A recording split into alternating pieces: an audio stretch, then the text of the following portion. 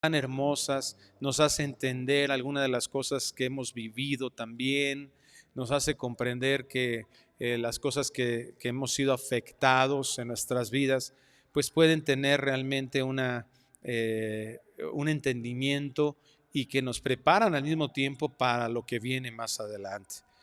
Hemos hablado acerca de la necesidad de un amor mutuo en medio de cualquier circunstancia, pero es fundamental que ese amor mutuo, porque eso es lo que hablamos en la forma en que nosotros nos amamos, vamos a ser usados en esta tierra para impactar al mundo. En esto conocerán que son mis discípulos, dijo el Señor, que nos amemos los unos a los otros. Entonces, en ese fundamento que el apóstol Pedro está estableciendo del amor mutuo dentro de la iglesia, Dios también nos da una fortaleza. Nos hace entender sus promesas inigualables, nos brinda esas promesas, nos entrega promesas para nosotros como sus hijos. Hay algunas que en algunos instantes se vuelven incomprensibles para nuestra intelectualidad humana, lo que mencionaba hace un momento. Esa forma en que nosotros estamos habituados a examinar todo solo con la mente natural, que cuando viene una perspectiva espiritual decimos, caray, pero ¿cómo va a suceder esto? ¿Recuerdan que esa fue la pregunta que María le hace al ángel? ¿Cómo será esto? ¿Cómo que voy a tener un hijo si no he conocido varón? Y entonces hay una explicación del Espíritu Santo. Vas a concebir por el Espíritu Santo. Había una respuesta, hay respuestas, pero muchas veces nos quedamos con eso, ¿verdad? Con una perspectiva limitada, acostumbrados a ver todo de forma natural, que cuando viene una noticia espiritual o viene una promesa con una perspectiva espiritual, como que nos cuesta trabajo tomarla y hacerla nuestra. Sin embargo, Él la revela con precisión aquí en la Biblia, en su palabra. Y una de las cosas importantes que vamos a estudiar el día de hoy es que eso es lo que hace Dios para preparar nuestras vidas a que enfrentemos cualquier tipo de adversidad.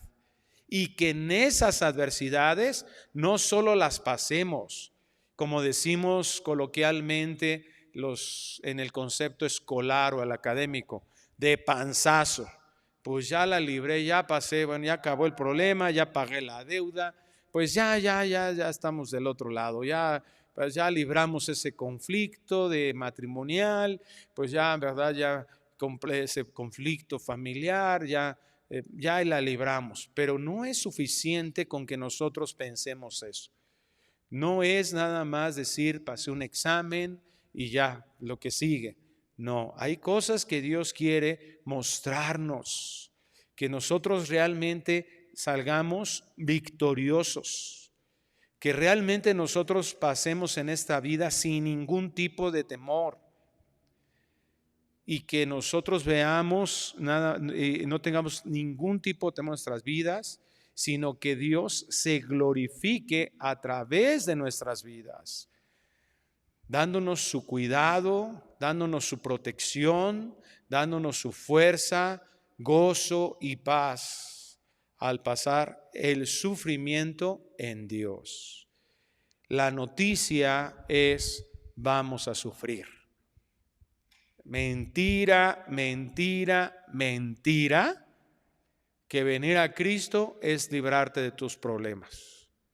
No, es enfrentar los problemas, conflictos, situaciones adversas con Él. Por eso así he titulado el tema, el sufrimiento en Dios. Ahora unidos a Dios, ahora con Cristo, en Cristo. Que esa es la verdadera diferencia en un hijo de Dios.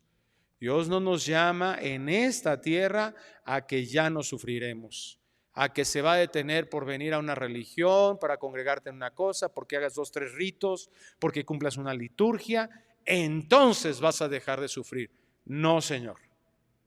Lo maravilloso y lo glorioso es que es en el sufrimiento de un cristiano donde se hace evidente de una forma muy especial Dios en nuestras vidas. Porque suceden cosas que no podrían suceder sin Dios. Primera de Pedro 4:12 dice: amados, no os sorprendáis del fuego de prueba que os ha sobrevenido, como si alguna cosa extraña os aconteciese, sino gozaos por cuanto sois participantes de los padecimientos de Cristo, para que también en la revelación de su gloria os gocéis con gran alegría. Cierre sus ojos un momento, por favor, para que oremos juntos. Padre, te rogamos la bendición de esta tarde, de que nos aclares perfectamente en nuestra mente tu palabra, nos hagas entenderla con claridad, que nos permitas comprenderla y nos permitas, Señor, saborearla, disfrutarla y ponerla en práctica en nuestras vidas. Meditar en esta palabra a lo largo de estos días y que eso nos lleve, Señor, a que la vivamos. Te rogamos tu bendición en esta noche para todos los que estamos escuchando tu palabra, la predicación el día de hoy. La ponemos en tus manos porque sabemos que solo tú puedes hacer esto y por eso recurrimos a ti. Y te lo rogamos en el nombre precioso de Cristo Jesús. Amén. ¿Qué nos incapacita para las adversidades? ¿Por qué muchos de nosotros pasamos la prueba y salimos reprobados? ¿Por qué muchos de nosotros pasamos la prueba como asfixiados? ¿Por qué nosotros pasamos las pruebas y nos pasmamos muchas veces? Bueno, esto es, de acuerdo a la Biblia, y lo vamos a ver en varios versículos, es precisamente porque el miedo, eso es lo que provoca.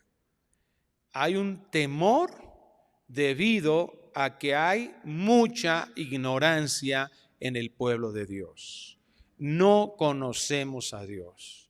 En principio, Proverbios 29-25 nos habla de esta condición. El temor del hombre pondrá lazo. Por supuesto, Salomón a lo largo del libro de Proverbios nos menciona muchas veces la palabra temor, pero aquí hace una diferencia entre lo que es el temor de Dios y el temor del hombre. Un temor carnal, un temor basado en nosotros mismos, soportado en nuestra propia mentalidad. El temor del hombre pondrá lazo, mas el que confía en Jehová será exaltado. Entonces, ¿qué nos está diciendo la Biblia? Nos está diciendo que el miedo, de alguna manera u otra, en alguna área u otra de nuestras vidas, produce, debido a cualquier esta situación, el miedo que produce cualquier elemento terrenal, cualquier cuestión basado en nosotros mismos, en situaciones terrenales, nos inmoviliza, nos detiene, nos frena. Y esto es impresionantemente conveniente para el enemigo de nuestras almas, porque si algo puede llegar a ser él, es precisamente eso: inutilizar a su iglesia, a la iglesia de Cristo. Hacer que la iglesia de Cristo deje de hacer lo que tiene que hacer. Por temor no amamos. Por eso 1 Juan 4 dice que lo que echa fuera el temor es el amor que se perfecciona en nosotros. Fíjate, o sea, es inversamente proporcional, es completamente opuesto. Nosotros somos perfeccionándonos el amor y eso echa fuera el temor. Pero el temor nos impide el miedo a que nos rechacen, nos impide ser gentiles con los demás, nos permite ser acomedidos con los demás, nos impide ser generosos con los demás, porque tenemos un miedo, según nosotros, en nuestra mente, a que nos vayan a hacer una grosería, a que vayan a hacer algo en contra. Pero al final del día, de alguna u otra manera, eso sucede.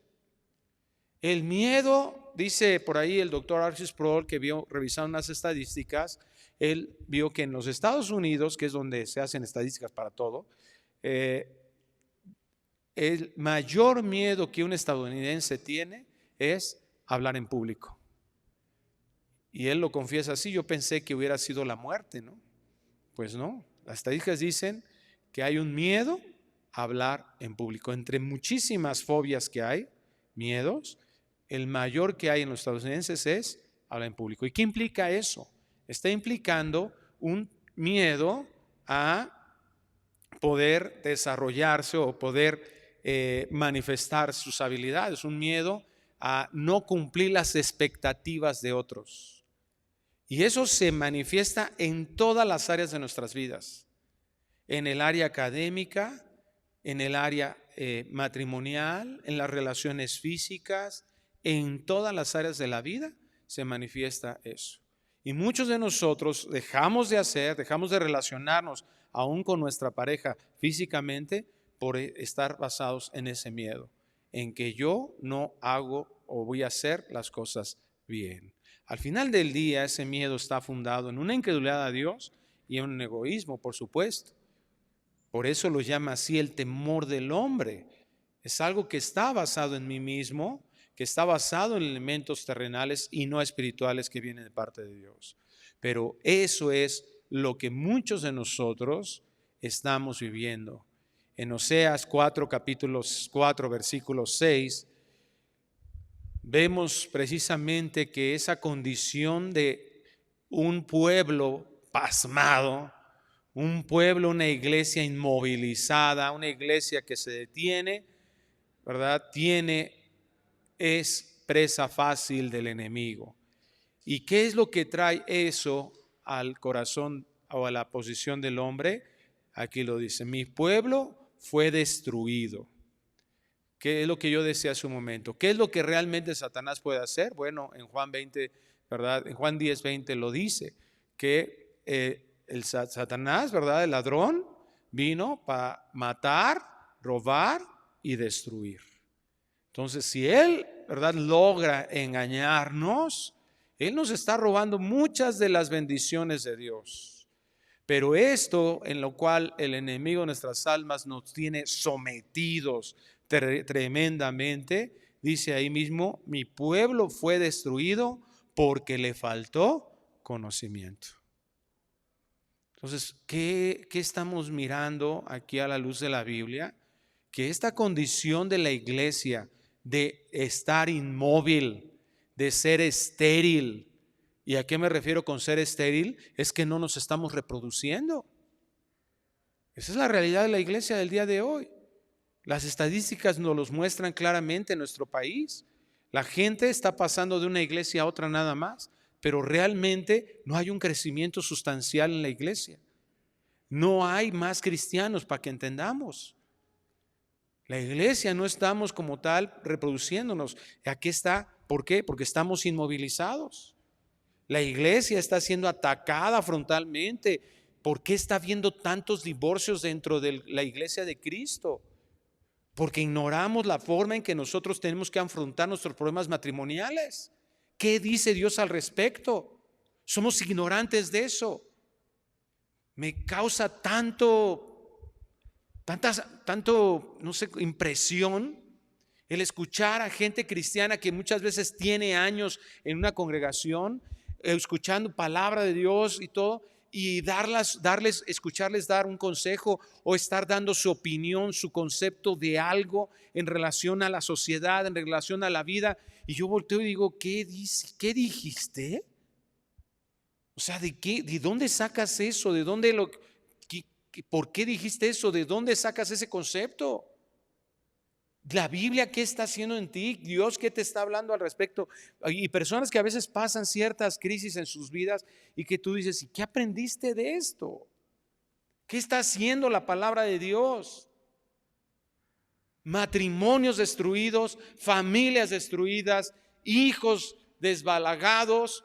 ¿Por qué? Porque nos falta conocimiento, conocimiento de Dios, conocimiento de su propósito. Al día de hoy estamos nosotros ya a 37 años y medio de una de las catástrofes más grandes que ha habido en la Ciudad de México, el famoso terremoto de 1985. Pero que estamos viendo una diferencia. Ahora, si empieza a moverse algo, ahora si suena una alerta sísmica, ¿qué hacemos? Nos paramos y no, pastor, ahí nos vemos al rato, ¿no? Ahorita que termine, si todo está bien, regresamos al estudio, pero nos salimos. Yo estaba en un tercer piso en la vocacional 9, yo estaba estudiando ahí, y cuando empezó el terremoto del 85, nos quedamos sentados sin saber qué hacer, sin saber nada que hacer. Si los protocolos que tenemos ahora, el conocimiento que tenemos ahora para enfrentar esas situaciones, lo hubiéramos tenido hace 37 años, la reducción de muertes hubiera sido considerable. Hubiéramos enfrentado las cosas de una manera diferente. Si las normas de construcción que se han establecido en los últimos 37 años, se hubieran establecido hace 60 años, conocimiento de cómo hacer las cosas, entonces se hubieran reducido considerablemente las muertes en ese año. Ve los documentales de lo que pasó en Turquía apenas hace unas semanas y están hablando exactamente de lo mismo. Entonces, ¿a qué me digo? Hay cosas que son inevitables, ¿verdad? Y no vamos a ir en contra de la soberanía de Dios. Pero quiero poner esto solo como un ejemplo de cómo es real que el conocimiento marca diferencias para la vida de las personas. Eso es lo que nos está diciendo Dios. Mi pueblo fue destruido porque le faltó conocimiento. No entender que necesitamos nosotros estar manteniéndonos. Hermano, si a veces a los 3 días ya se nos olvida lo que se predicó el domingo pasado, no se lo voy a preguntar, pero trata de recordar cuál fue el texto base de la predicación del domingo si veniste aquí el domingo. Y darnos el lujo de pensar de que no lo necesitamos. ¿Qué acaso nuestra propia vida, nuestros pecados, las consecuencias que hemos recibido del pecado no deberían de ser suficientes? Eso es lo que está haciendo el Señor. Reflexiona. Esa falta de involucrarte, falta de deseo de aprender más, de que se selle en tu corazón esa palabra, de que la memorices, el cómo aplicarla en tus discusiones matrimoniales, en cómo aplicarla en la educación y la disciplina de tus hijos, en cómo que la Biblia sea la que nos lleve a tomar decisiones en relación a nuestros negocios, en la forma en que trabajamos, etcétera, en la forma en que nosotros nos desarrollamos en nuestra vecindad, en nuestro vecindario. Marcaría una diferencia. Muchas de las cosas que hemos tenido que cosechar en nuestras vidas ha sido precisamente porque no estamos escuchando la voz de Dios, porque no estamos adquiriendo conocimiento. El objetivo, dice Efesios 4:13, hasta que todos lleguemos a la unidad de la fe y del conocimiento del Hijo de Dios, a un varón perfecto a la medida de la estatura de la plenitud de Cristo. Cristo, que es nuestro modelo de vida, tenemos que estar constantemente pensando, hablando, aprendiendo. Hermanos, yo lo dije al principio, vamos a sufrir, vamos a pasar por pruebas, pero eso es algo que debe de llevarnos a una tristeza, a una molestia, a un enojo. No, Dios no pretende destruirnos, sino lo que acabamos de leer es ¿cuál es el objetivo de la vida de un hijo de Dios? Es que vayamos creciendo hasta hasta ser conformados a la imagen de Cristo. Ser cada vez más como Cristo. Esa es la evaluación que nosotros tenemos que tener en nuestras vidas. Ahora soy más como Cristo que el día de ayer. Ahora soy más como Cristo que la semana pasada. Ahora mi santidad está reflejando más a Cristo más que el año pasado. ¿De qué manera? Hay personas que están identificándome como un hijo de Dios, porque lo contrario es que seamos simples religiosos. El amor de Dios es tan hermoso que quiere que nosotros vayamos en ese proceso de transformación. Y algo que usa Dios, el pastor John Piper lo dice así: el camino de Dios más corto al corazón de sus hijos se llama dolor. Y por eso las palabras de Pedro en 1 de Pedro 4:12 que leímos al principio: amados, no os sorprendáis del fuego de prueba que os ha sobrevenido. La Nueva Traducción Viviente dice: queridos amigos, no se sorprendan de las pruebas de fuego por las que están atravesando, como si algo extraño les sucediera. Palabra de Dios para todos. Estimados hermanos, no se sorprendan con la dolorosa prueba por la cual están pasando, como si fuera algo extraño. ¿A quién dijimos que le fue referida esta carta? ¿Le fue enviada esta carta? A la iglesia en la dispersión, en la persecución. Muchos habían muerto en este proceso, familiares, amigos. Y normalmente cuando el dolor viene a nuestras vidas, la reacción es: ¿por qué? ¿Por qué Dios permitió que yo perdiera a este hijo? ¿Por qué Dios permitiera que se fuera mi papá? ¿Por qué Dios permitió que perdiera ese trabajo? ¿Por qué Dios permitió que perdiera todo ese dinero en ese negocio? ¿Por qué Dios permitió esta enfermedad? Y todos esos porqués implican lo que Pedro está buscando contestar. No te sorprendas. No te asombres cuando vengan conflictos. Que ya no nos agarren como si no fuera algo que tuviese que suceder en nuestras vidas.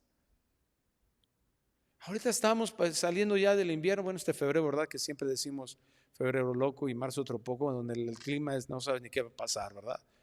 Ayer en la mañana hubo viento y después hay nubes y luego sale el sol y luego hace calor y bueno. Pero ya te lo sabes, ya sabemos que así es, por eso tiene esto. Pero va a llegar abril. ¿Y qué esperas que suceda en abril? ¿Que nieve? No, ¿verdad?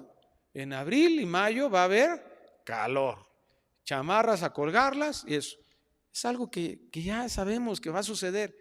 Entonces, de alguna forma, la misericordia de Dios nos está diciendo: va a pasar. No te asombres que vengan conflictos.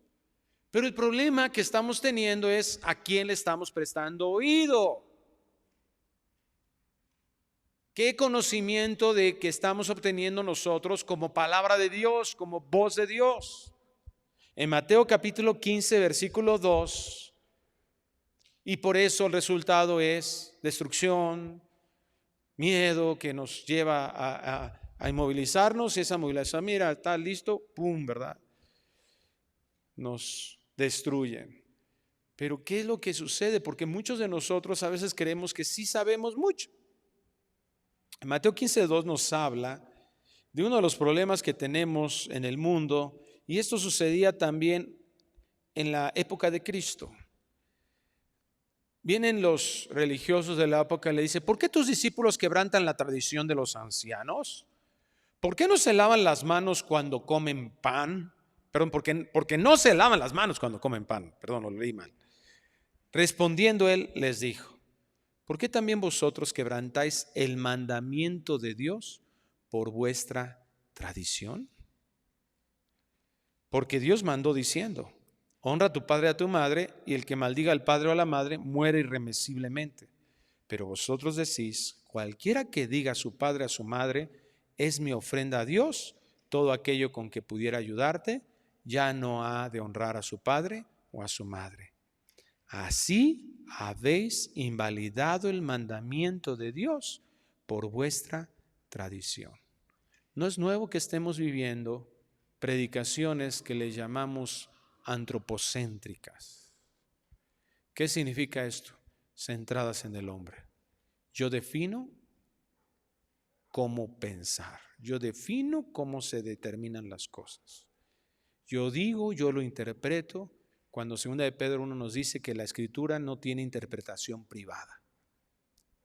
No es como tú pienses, es como lo que ahí está escrito y que es de dominio común.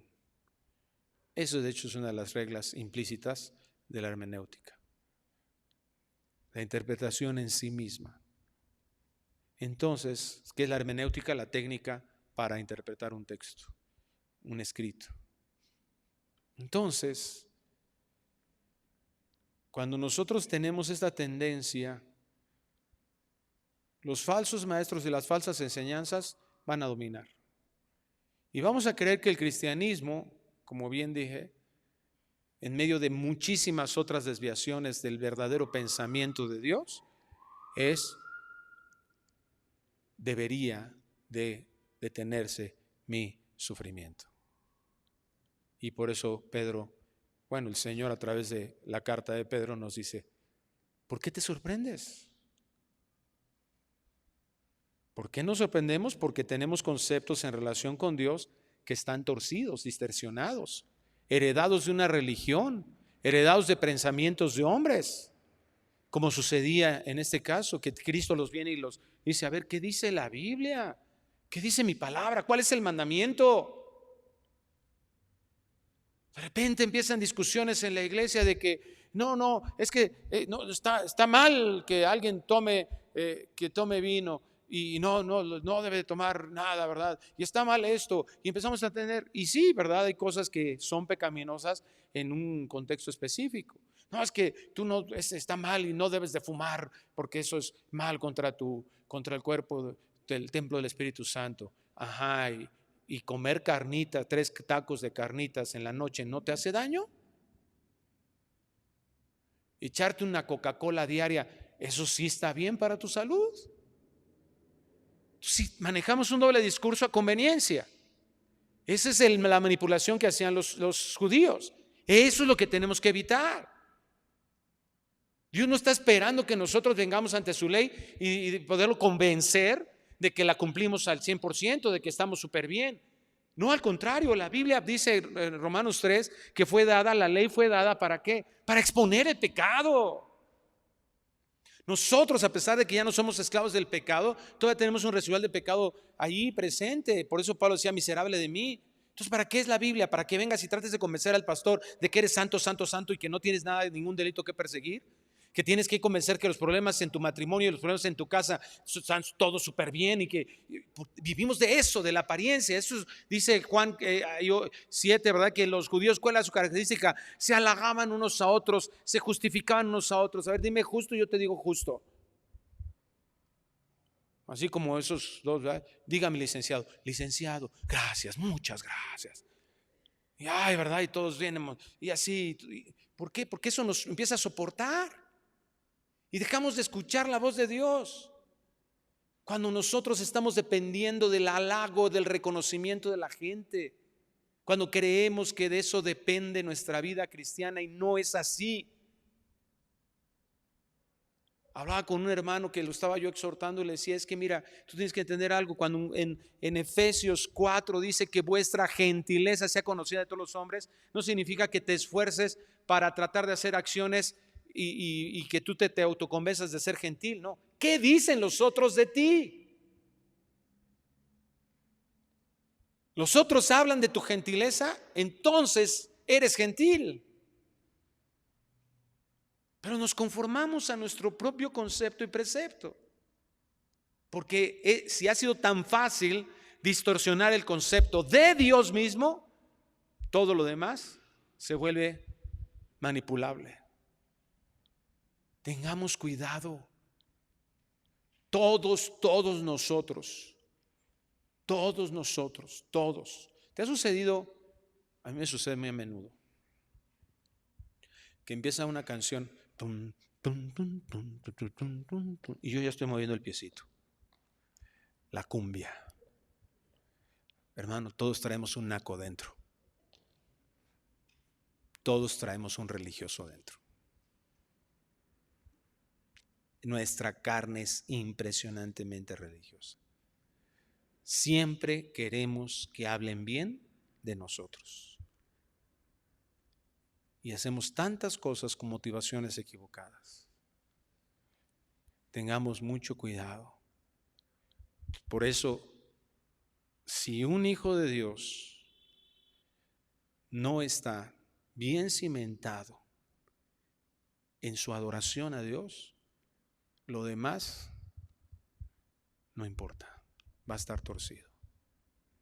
Tenemos nosotros que regresar a eso. Cualquier concepto que se nos ha enseñado, tenemos que basarlo en la Biblia. Si vamos a dar respuesta de algo, si vamos a hablar de algo, si vamos a dar una opinión de algo, si vamos a dar un consejo de algo, tiene que estar basado en la Escritura. ¿Por qué los discípulos enfrente de los religiosos de esa época, ahí en Hechos 5:29, ¿qué fue lo que respondieron? Les decían, no hablen de Cristo. ¿Y qué respondieron Pedro y los apóstoles? Dijeron, es necesario obedecer a Dios antes que a los hombres. Me he encontrado con liderazgo que dice, no, es que ¿por qué estás evangelizando en la calle? Y hermanos que vienen y luego me dicen, es que me dijeron que por qué evangelizaba y que pues que tenía que haber avisado. Pues avísales, pero no te detengas porque eso es un mandamiento de Dios. Haz discípulos. Para eso no tienes que pedir permiso. Pastor, ¿está bien que trate bien a mi esposa? Pastor, ¿está bien que respete a mi marido y me sujete a él?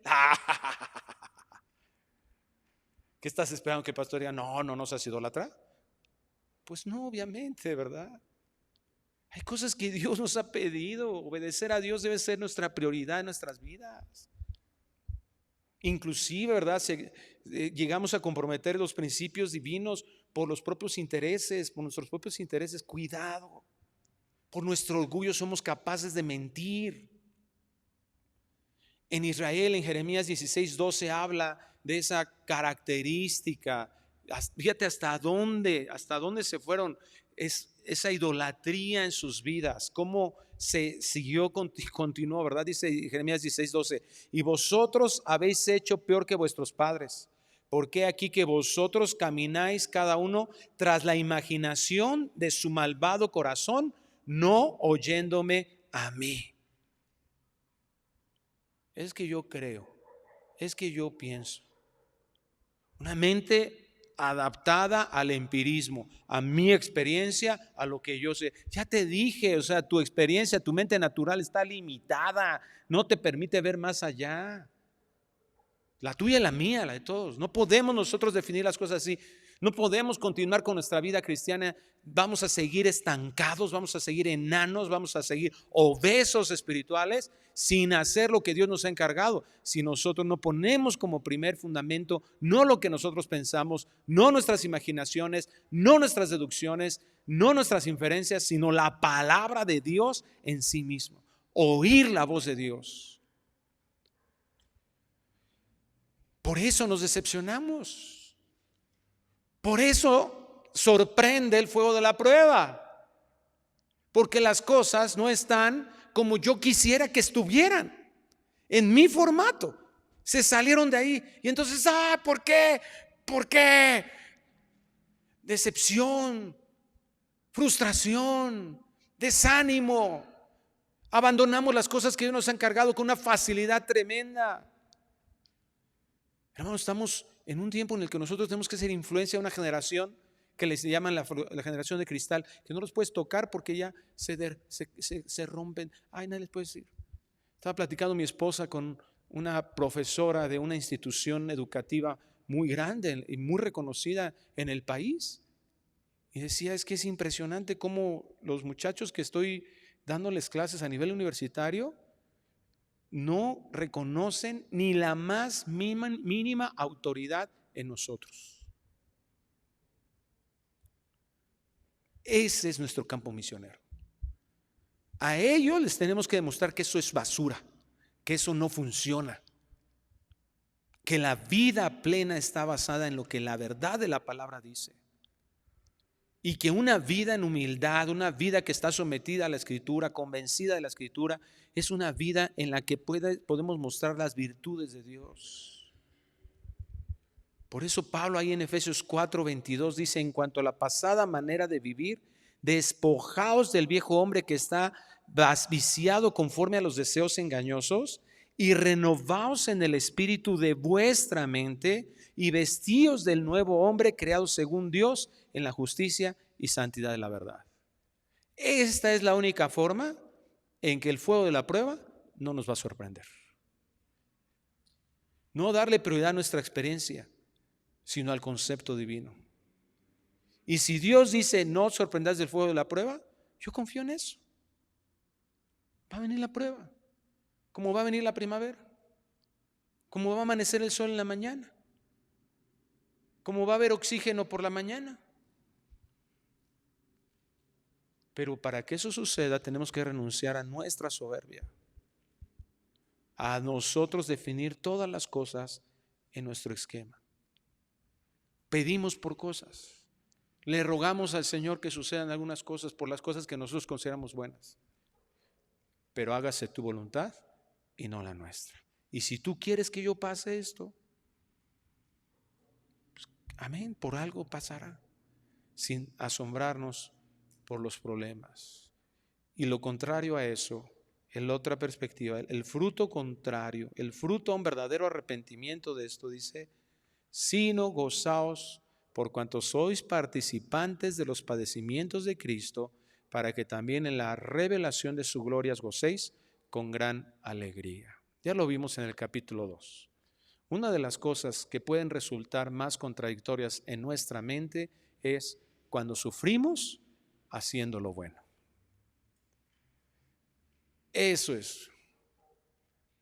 Si yo fui y le di una cachetada a mi vecina, yo no puedo esperar que ella voltee y me diga, ay, no se preocupe, vecinita, le traje una papayita para que desayune. ¿Verdad que no esperaríamos eso? ¿Qué esperarías? Pues 2 de regreso. Tú no puedes esperar que si tú dañas a alguien, si tú agredes a alguien, venga de regreso algo diferente. El pecado trae consecuencias. No, Dios no puede ser burlado. Todo lo que el hombre sembrare, eso cosechará. El que cosecha su carne, cosechará corrupción. Pero aquí lo que nos está invitando nuevamente es a mirar los padecimientos, que somos participantes de los padecimientos de Cristo. Cuando nosotros sufrimos dolor, cuando sufrimos pérdida, por extender el reino de Dios aquí en la tierra. Eso es hacerlo como Jesucristo. A veces creemos que, no, hombre, yo me sacrificio vivo para llegar el domingo a las 7:50 de la mañana y poder venir al servicio. No, hombre, yo dejo tantas cosas. Yo tuve que dejar de ver el partido del América el sábado, brother, por dar una consejería. ¡Wow! ¡Cuán sacrificio! No, hermanos, no nos confundamos. ¿Cuál fue el padecimiento de Cristo? Cristo no se encarnó para padecer por su propio pecado. Vino a padecer por el pecado de alguien más o alguienes más. Eso es a lo que se está refiriendo. Participante de los padecimientos de Cristo no es ni que yo voy y agredo a alguien y me agredo, eso es padecer por Cristo porque está tan feo el mundo. No, es que allá, ¿verdad? Cuando estemos allá no va a haber dolor ni pena. Sí, claro. Por supuesto, cuando estamos en la presencia de Dios eso va a desaparecer. Pero eso no significa que, o no está hablando de eso aquí el Señor, pues, para que entendamos. No hay que confundirnos, que hay que cuidar de no confundirnos que por el endurecimiento de nuestro pecado o por nuestra forma de victimización egoísta, que yo estoy centrado en mí. No, cuando yo realmente me sacrifico por la obra. Mi hijo me decía, papá, me está costando ahorita estas clases que estoy tomando en la universidad. El griego me está costando mucho porque lo explican en inglés y yo pues apenas estoy desarrollando inglés y no es mi lengua nativa, entonces me está costando mucho, le tengo que estudiar y dedicarle mucho. Y fue a su oficina de su maestro de griego y le dijo, mira Sammy, tenemos que aprender que para la obra de ser la obra de Dios, tenemos que aprender a sacrificarnos. Y sacrificarte no significa que tú hagas una colecta en la iglesia y entonces tú te vayas como misionero. No. El sacrificio realmente en la Biblia significa que tú tienes dinero para comprarte una casa y que digas, yo renuncio a eso para invertirlo en las misiones. Eso sí es sacrificio. Pero se nos acomoda el cristianismo. Sacrificio es que yo esté dispuesto a que alguien me abofetee por decirle la verdad y no estar intimidado porque igual le digo la verdad y ¿qué tal si me rechaza? ¿Qué tal si no me hace caso? A veces ni en nuestra propia casa a veces lo hacemos con nuestros hijos. No, ¿qué tal si se va de la casa si es que lo regaño? ¿Por qué? ¿Nos preocupa que nuestro hijo ande en la... No, porque nosotros sufrimos por eso y no estamos dispuestos. Nos amamos demasiado. Por eso me causa tanta desesperación cuando alguien viene y dice, no, es que para amar a otros te tienes que aprender a amar a ti mismo. No manches. Nos amamos demasiado. Pero siempre tenemos una justificante para aparentar que no. Sufrir por predicar el evangelio, sufrir por ir a llevar el evangelio donde no hay nadie que les predique el evangelio y que lo vivamos con todo el corazón. Un adolescente que vio a sus padres pastores en Colombia, en una ciudad de Colombia donde cuando estaba toda la cuestión del narcotráfico, a todo lo que daba y los secuestros allá terribles, y sus padres fueron asesinados en la puerta de su casa ante sus ojos. Cuando era niña, al paso de los años, ella dijo estas palabras, dijo, morir por Cristo es un grande privilegio, pero lo difícil es vivir muriendo por Cristo. Renunciar a nuestro orgullo, renunciar a nuestra altivez, renunciar a nuestra posición, renunciar a nuestra comodidad. Dios quiere que entendamos que para un hijo de Dios todo tiene un sentido. No hay casualidad, no hay azar. Tenemos que entender que las pruebas Dios nos las dio para probarnos. Por eso se llaman pruebas. ¿Y qué dice el Señor de esos padecimientos? Gozaos. Chale. Pero ¿por qué el gozo? Santiago 1, 2 y 3 nos enseña por qué el gozo. Hermanos míos, tened por sumo gozo. Fíjate, aquí Santiago no tan solo dice, nos exhorta a gozarnos, sino a gozarnos ¿cómo? ¿Gozarnos cómo? Con sumo gozo. ¿Qué significa eso? Sumo es, ¿a qué te refiere? Mucho gozo. No una leve sonrisa. ¿Cómo está, hermano? Aquí con padecimientos, hermano. No, no, no. Sumo gozo, o sea, cuando alguien, como cuando nace tu hijo, ¿no? Y, ¡ay, pues niña! Y regalas chocolates y haces fiesta. Es mi cumpleaños, ¿no? Me dieron un aumento de sueldo. Una buena noticia, una muy buena noticia nos da sumo gozo. Tened por sumo gozo cuando os halléis en diversas pruebas, sabiendo que la prueba de vuestra fe produce paciencia. Aquí el español que se utilizó en esta versión nos causa un poco de conflicto. Déjenme hacer rápidamente una pequeña definición de las cosas. Cuando habla en el versículo 2, de hallarnos en diversas pruebas, la palabra que se utiliza en el griego es peirasmos, que significa poner a prueba por experimento, experiencia, solicitar, disciplinar, adversidad, tentación. Viene de peirazo, que significa probar, esfuerzo, escudriñar, incitar, disciplinar, examinar, tentar. Entonces, esta palabra peirasmos está hablando de la circunstancia que estamos pasando, ¿sí? De la prueba, del problema, del conflicto, de la enfermedad. Eso es el peirasmos. Entonces, tener por sumo gozo cuando pasemos por eso, por esas diversas pruebas. Pero después el versículo 3, sabiendo que la prueba, inmediatamente en el español nos dirige al evento otra vez. Pero no, aquí el versículo 3 nos dirige es otro vocablo, lo cual implica algo de consideración. Y aunque la palabra también se traduce como prueba, el significado en general es diferente, o la forma en que lo entendemos es diferente. Aquí la palabra es dokimion, que significa prueba, pero escucha la diferencia en la definición. Confiabilidad, digno de confianza. Viene de dokimé, que significa mérito, prueba.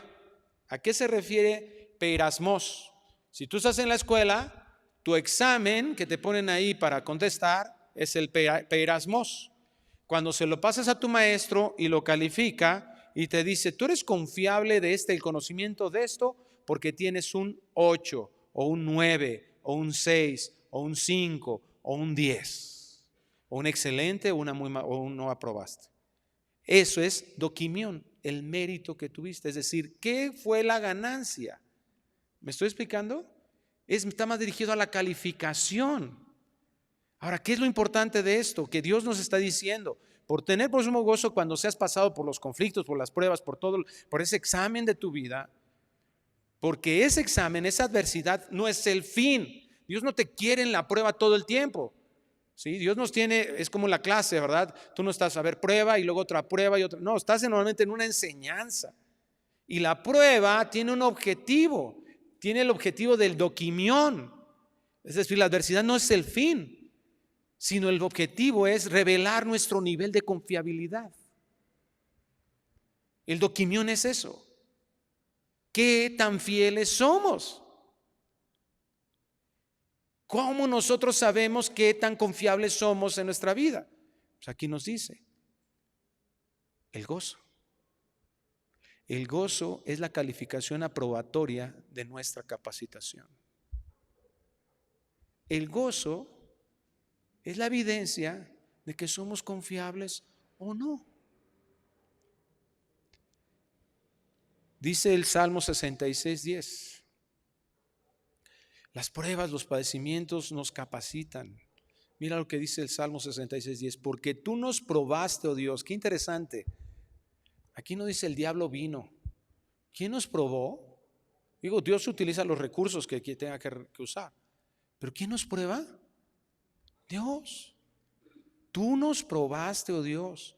Nos ensayaste como se afina la plata. O sea, nos hiciste pasar por un proceso como lo que tiene que suceder en la plata.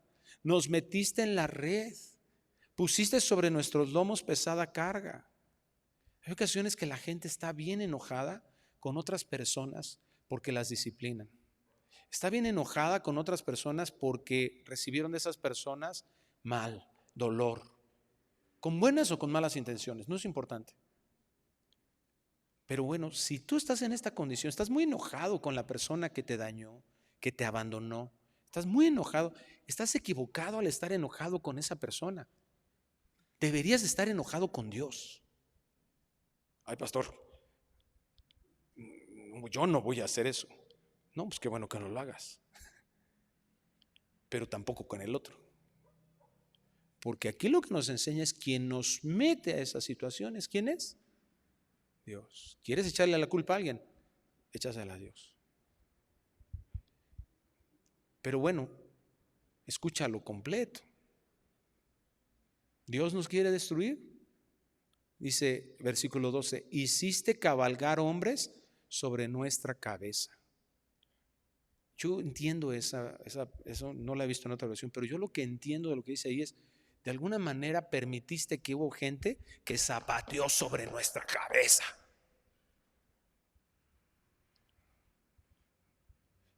Y normalmente volteamos y entendemos eso, decimos, qué gandalla es esa cuate que zapateó sobre nuestra cabeza, ¿no?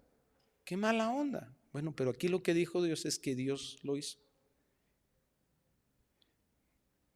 Pasamos por el fuego y por el agua. Pero aquí está la buena noticia.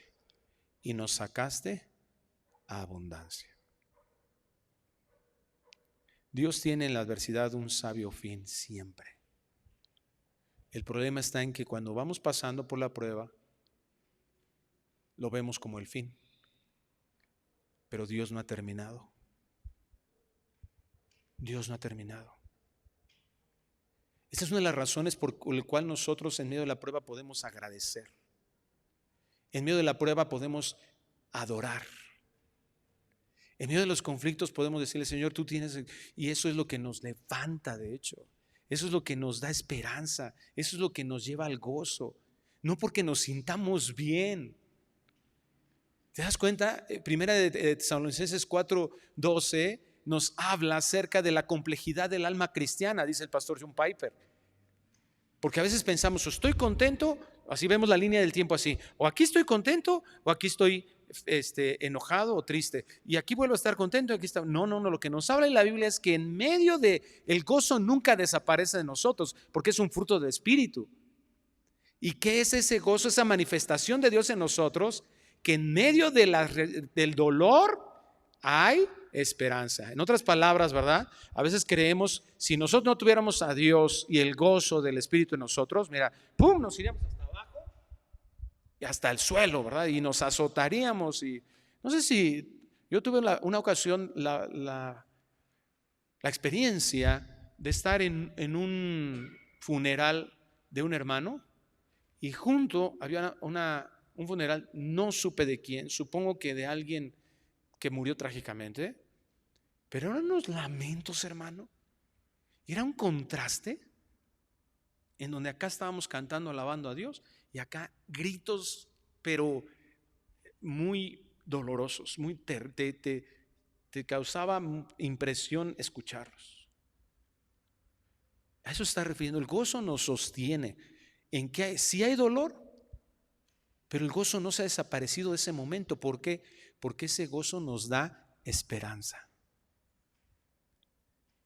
Confiados en la palabra de Dios. Por eso, ahí antes, Pedro en el versículo 7 del primer capítulo dice, para que sometida a prueba vuestra fe, mucho más preciosa que el oro, el cual aunque perecedero se prueba con fuego, sea hallada en alabanza, gloria y honra cuando sea manifestado Jesucristo. Entonces las pruebas aprobadas, ¿qué van a hacer? Reflejar a Cristo en nosotros. Y entonces adoramos a Dios. Dios no nos quiere estar sometidos en la tristeza, porque tenemos que saber que el poder de Dios está con nosotros, está dominando sobre las circunstancias. Y por último, 2 Corintios 1:3. Bendito sea el Dios y Padre de nuestro Señor Jesucristo, Padre de misericordias y Dios de toda consolación. Fíjate, adorando, ¿verdad? Y Dios de toda consolación, el cual nos consuela en todas nuestras tribulaciones. ¿Por qué Dios nos mete a pruebas a los cristianos? Porque ahí es donde tenemos la acción de Dios, donde tenemos un refresco. Pero fíjate que no dice fuera de ellas, ¿verdad? Sino nos consuela en nuestras tribulaciones. No cuando nos las quita, no cuando desaparecen, dentro de, en medio de, antes de ver la solución al conflicto, hay consolación de Dios. Y Dios quiere que experimentemos eso, para que podamos también nosotros consolar a los que están en cualquier tribulación por medio de la consolación con que nosotros somos consolados por Dios. Claro, no podemos hablar de algo que no hemos sufrido. De la misma manera que lo hacemos cuando ya pasamos por eso y recibimos la consolación de Dios. Entonces hay esperanza. Esto Dios me va a consolar. Hay solución. Y cuando esto viene, ¿verdad? Ahora podemos decirles a otros, tranquilo, va a pasar. Tranquilo, Dios, pero Dios te está poniendo ahí para consolarte ahorita. Porque de la manera que abundan en nosotros las aflicciones de Cristo, así abunda también por el mismo Cristo nuestra consolación. Entonces, entre más adversidad, más oportunidad de experimentar su poder. Juan Calvino escribió algo que quiero leérselos. Es muy importante para nosotros el clamarle. En primer lugar, a fin de que nuestro corazón se inflame en un continuo deseo de buscarle, amarle y servirle siempre, acostumbrándonos a acogernos solamente a Él en todas nuestras necesidades como un ancla sagrada. En segundo lugar, a fin de que nuestro corazón no se vea tocado por ningún deseo en el cual no nos atrevamos por vergüenza a ponerlo a Él como testigo, mientras aprendemos a poner todos nuestros deseos ante sus ojos y derramemos todo nuestro corazón sin ocultarle nada.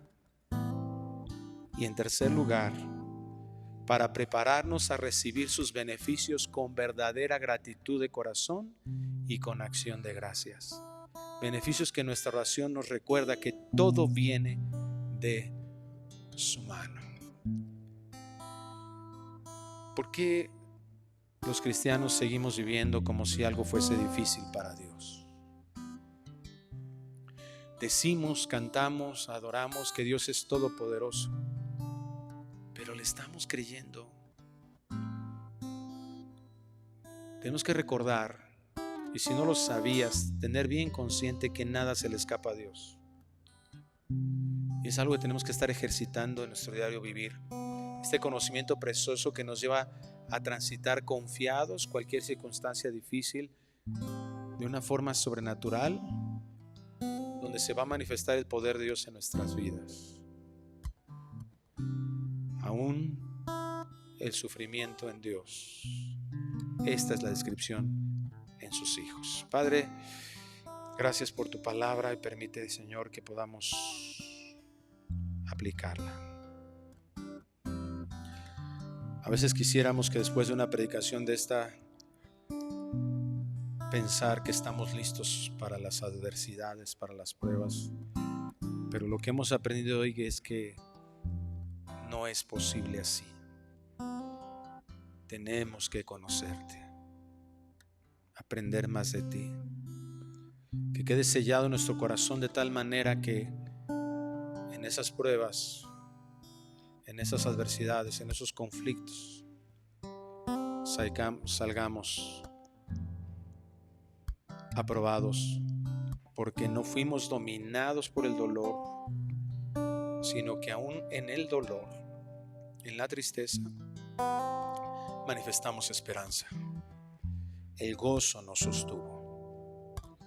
No significa que no lloraremos, no significa que no nos dolerá, significa que de alguna manera tú te vas a manifestar para que muchos se puedan dar cuenta que eres el Dios creador del universo, el que juzga todas las cosas, que ante tu santidad merecíamos estar alejados de ti, pero que en tu gracia nos aceptaste debido a Cristo y su obra como tus hijos. Fuimos reconciliados contigo y que ahora que tú seas nuestro Padre se hace evidente en nuestras vidas, en la forma que pasamos el sufrimiento.